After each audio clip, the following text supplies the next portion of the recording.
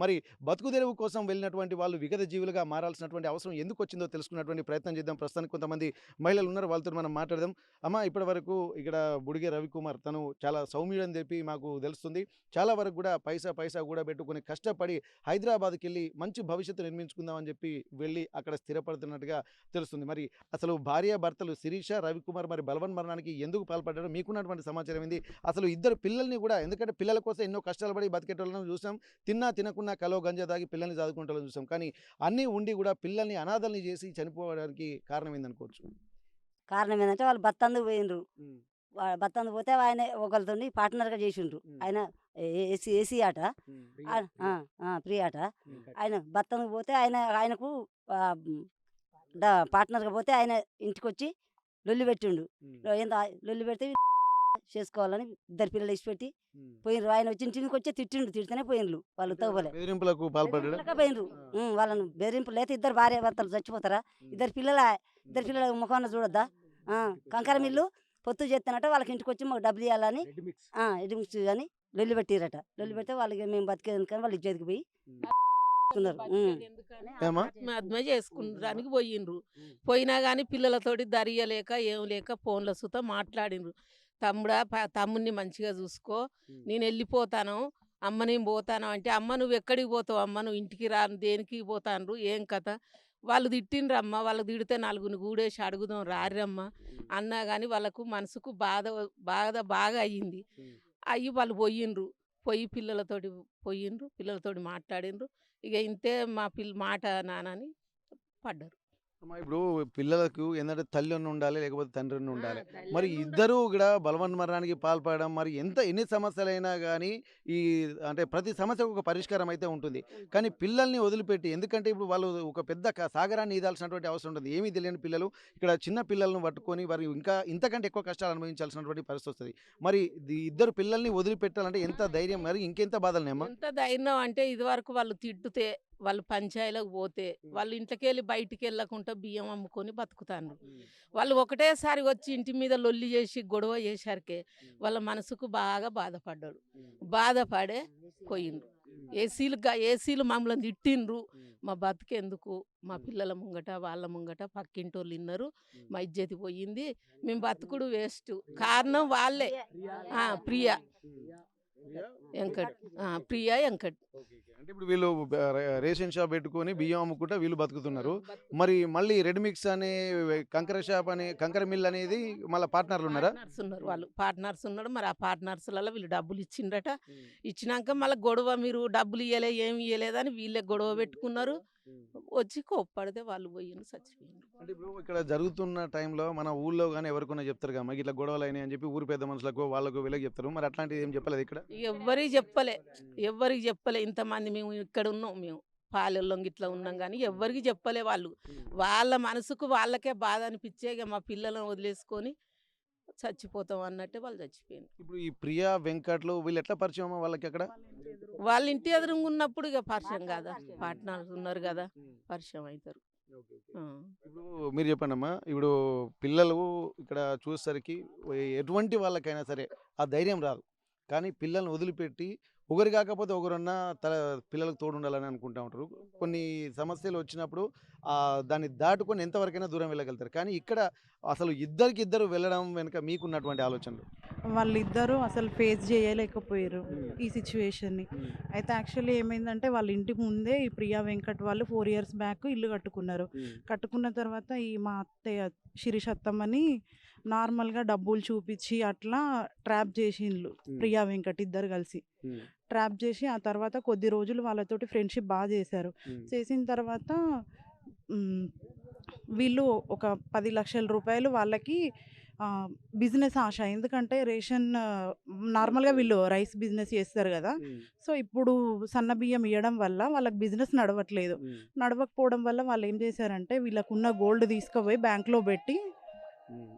Next ఆ gold డబ్బుల్ని వాళ్ళకి ప్రియా వెంకట్ వాళ్ళకి ఇక్కడ నుండి ఎవరు పెద్ద మనుషులు ఎవరు లేరు.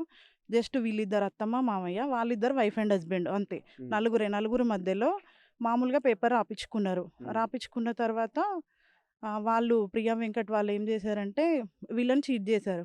ఫస్ట్ నుండి అంటే జనవరిలో వీళ్ళు రెడీ మిక్స్ తీసుకున్నారు. తీసుకున్నట్టుగా వీళ్ళ పేరు మీద ఏం కాగితాలు లేవు. వాళ్ళే వాళ్ళ పేరు మీదనే తీసుకున్నారు.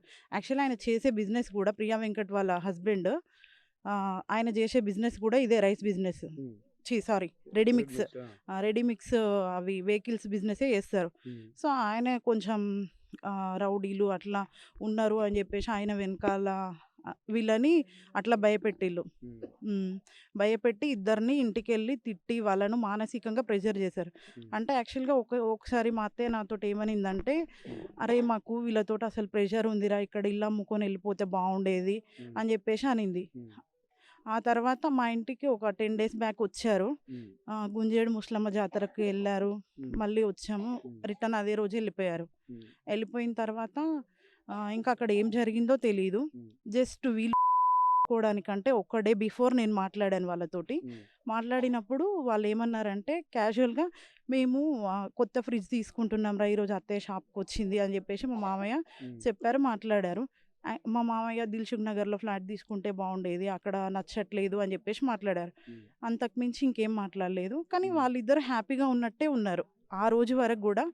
ఇప్పుడు మా దగ్గరకు వచ్చిన తర్వాత మధ్యలో ఒక 2 times నేను మాట్లాడాను. అప్పుడు హ్యాపీగానే ఉన్నారు. దాని తర్వాత ఈ ప్రియా వెంకట్ ఎవరైతే ఉన్నారో వాళ్ళ వైఫ్ అండ్ హస్బెండ్ వీళ్ళ ఇంటికి వచ్చారు. వీళ్ళ ఇంటికి వచ్చి వీళ్ళని బెదిరించారు. ఎలా అంటే డబ్బులు ఇవ్వమని వీళ్ళు అడిగారు. అడిగిన తర్వాత వాళ్ళు ఏమన్నారంటే మేము డబ్బులు ఇవ్వము. ఎందుకంటే వాళ్ళు ఓన్లీ సింగిల్గా చేసుకున్నారు కదా, మధ్యలో ఎవరు లేరు కదా, పెద్ద మనుషులు కానీ ఎవరు లేరు కదా. సో కాబట్టి డబ్బులు ఇవ్వము అని చెప్పేసి వాళ్ళు అన్నారు. అని వాళ్ళని బెదిరింపులకు గురి చేసిర్రు. అంటే ఇప్పుడు ఏదన్నా ఒక ₹1,00,000 50,000 ఇచ్చిన ప్రామిసర్ నోటు ఏదైనా రాసుకుంటారు కదమ్మా. మరి ఎందుకంటే 10 లక్షల వరకు కూడా ఇచ్చారని చెప్పి అంటున్నారు కదా. వితౌట్ ఎవిడెన్స్ ఎవరు కూడా ధైర్యం చేయలేరు కదా. మరి అట్లాంటప్పుడు వీళ్ళని ఎలాంటి ప్రలోభాలకు గురి చేశారనుకోవచ్చు? చెప్తాను. అయితే ఫ్రెండ్షిప్ అనేది బాగా డీప్ అయిపోయింది. మా అత్తయ్య ఎలా అంటే ఒకరిని నమ్మిందంటే ఆమె ప్రాణం ఇవ్వడానికైనా అంత డీప్గా ఫీల్ అవుతుంది. ఎవరినైనా సరే అంత డీప్గా వెళ్ళిపోతుంది. సో అందుకని బాగా డీప్గా నమ్మింది. నమ్మిన తర్వాత కూడా నాతో ప్రియాని నాతో చెప్పినప్పుడు ఇలా తీసుకున్నామని చెప్పింది. అక్కడి వరకు సమాచారం తెలుసు. మేము ఊర్లో కూడా ఎవరికి చెప్పలేదురా, నువ్వు కూడా ఎవరికి చెప్పొద్దమ్మా తీసుకున్నట్టుగా అని చెప్పేసి చెప్పింది అత్తయ్య నాతో. ఈవెన్ మా హస్బెండ్ కూడా చెప్పొద్దు అని చెప్పేసి చెప్పారు. సరేలే ఒకరు డెవలప్ అవుతున్నారంటే మన ఫ్యామిలీలో మనకు హ్యాపీగా ఉంటుంది కదా. సో అందుకని నేను కూడా ఎవరితో చెప్పలేదు. ముందు నుండి మాత్రం ప్రియా వెంకట్ వాళ్ళతోటి బాగా క్లోజ్గా ఉండేటోళ్ళు. వాళ్ళు ఒక రకంగా చెప్పాలంటే ట్రాప్ చేసి వాళ్ళ పిల్లల బర్త్డేలకు కానీ ప్రతి ఒక్కటి మా అత్తయ్య దగ్గరుండి బయటకు తిప్పుకున్నారు. వాళ్ళ వెనకాల పడేలాగా వాళ్ళు చేసుకున్నారు. మా మామయ్య ఎలా అంటే ఫ్రీడమ్ ఇస్తారు, చాలా సాఫ్ట్ మనిషి. ఆ ఫ్రీడమ్ని వాళ్ళు క్యాచ్ చేసుకొని మిస్యూజ్ చేశారు. మా అత్తయ్యని మధ్యలో పెట్టుకొని మా అత్తయ్య దగ్గర ఉన్న గోల్డ్ కానీ అదంతా వాళ్ళు చూశారు. చూసి డబ్బు ఆశ, ఇంకా ఎక్కువ డబ్బులు వస్తాయి, మీకు నెలకు ₹50,000 ఇస్తాము, మీరు ఇందులో ఇన్వెస్ట్ చెయ్యండి అని చెప్పేసి ప్రియా అండ్ వెంకట్ ఇద్దరు ప్రలోభాలకు గురి చేసిళ్ళు మా అత్తయ్యను మా మామయ్యని ఇద్దరు. అయితే మా అత్తయ్య ఎలా అంటే సరే వీళ్ళు మంచి ఫ్రెండ్స్ కదా అని చెప్పేసి డీప్గా నమ్మింది. నమ్మిన తర్వాత వీళ్ళు ఇన్వెస్ట్మెంట్ చేసిళ్ళు. దాంట్లో చేసిన తర్వాత నుండి ఇప్పటి వరకు వాళ్ళు జనవరి 1st కల్లా తీసుకున్నారు వెహికల్. ఇప్పటి వరకు కూడా అసలు వెహికల్ తీసుకున్నారా లేదా అనేది కూడా వీళ్ళ క్లారిటీ లేదు. ఎందుకు అని అంటే వాళ్ళు డబ్బులు తీసుకున్నారు కదా వీళ్ళ దగ్గర నుండి. జస్ట్ ఒక పేపర్ రాసుకున్నారు, డబ్బులు తీసుకున్నారు. ఆ వెహికల్ కూడా వీళ్ళ పేరు మీద లేదు. తీసేసుకొని వాళ్ళే రివర్స్లో బ్లాక్మెయిల్ చేయడం స్టార్ట్ చేశారు. ఇన్ని రోజులలో కూడా వీళ్ళకి 1 MP కూడా వాళ్ళ నుండి ఇవ్వలేదు మా అత్తయ్యకి మా మామయ్యకి. బట్ మా అత్తయ్య మామయ్య ₹10 లక్షల గోల్డ్, ఆమెకున్నటువంటి గోల్డ్ మొత్తం తాలిబొట్టుతో సహా, తాలిబొట్టు, లాంగ్ హారము, కమ్మలు, మాటీలు ప్రతి ఒక్కటి బ్యాంక్లో కుదుగా పెట్టుకొని వాళ్ళకి డబ్బులు ఇచ్చింది. అంటే ఇప్పుడు డబ్బులు ఇచ్చారమ్మా. ఇప్పుడు వాళ్ళు కూడా ఏంటంటే ఎట్లాంటి ప్రామిసరీ నోట్ లేదు, ఎట్లాంటి లేకుండా డబ్బులు ఇచ్చారని చెప్పి అంటున్నారు. ఇక్కడ ఫ్రెండ్షిప్ అని చెప్పి అనుకుంటారు. ఫ్రెండ్షిప్ కానీ ఒక పరిమితి అనేది ఉంటుంది. ఇప్పుడు ఏంటంటే ఇప్పుడు కుటుంబము, 2 పిల్లలు, తన భర్త అందరూ కలిసి కుటుంబం డెవలప్మెంట్ కోసం వీళ్ళు వెళ్ళినారు. మరి అట్లాంటప్పుడు ఇప్పుడు తనతో పాటు ఫ్రెండ్షిప్ తోటి తను బర్త్డేకు అటు వెళ్ళారని చెప్పి అంటున్నారు కదా. ఇప్పుడు నైబర్స్ వెళ్తున్నారు. వాళ్ళని ఏంటంటే ఇప్పుడు ట్రాప్లో పెట్టి బంగారు ఆభరణాలు కూడా అవి ఇవి కూడా తీసుకొచ్చి ఒక ఆశలు చూపించారని చెప్పి అంటున్నారు. మరి అట్లాంటప్పుడు మరి ఈ క్రమంలో వాళ్ళకి ఏమైనా ఎమోషనల్ బ్లాక్మెయిల్, ఎందుకంటే వీళ్ళతోటి రెగ్యులర్గా ఉంటున్నటువంటి నేపథ్యంలో ఇంకేమైనా ఎమోషనల్ బ్లాక్మెయిల్ లాంటివి ఏమైనా చేసి వీళ్ళను చేసుకునే విధంగా పురికొల్పారా? లేకపోతే ఎట్లాంటి ఎమోషనల్గా వాళ్ళని బ్లాక్మెయిల్ చేసి వాంటెడ్గానే చేసుకునేలాగా పురిగొల్పారు. ఎందుకంటే వాళ్ళు తీసుకున్న డబ్బులు పే బ్యాక్ చేయాల్సి ఉంటుంది కాబట్టి వాళ్ళు పే బ్యాక్ చేయలేక వీళ్ళని ఎమోషనల్గా బ్లాక్మెయిల్ చేశారు. చేసి చేసుకునేలాగా చేశారు. ఎందుకనంటే వాళ్ళ క్యాస్ట్ పరంగా కానీ అలా వాళ్ళు అది అడ్డం పెట్టుకొని వీళ్ళని బ్లాక్మెయిల్ చేశారు.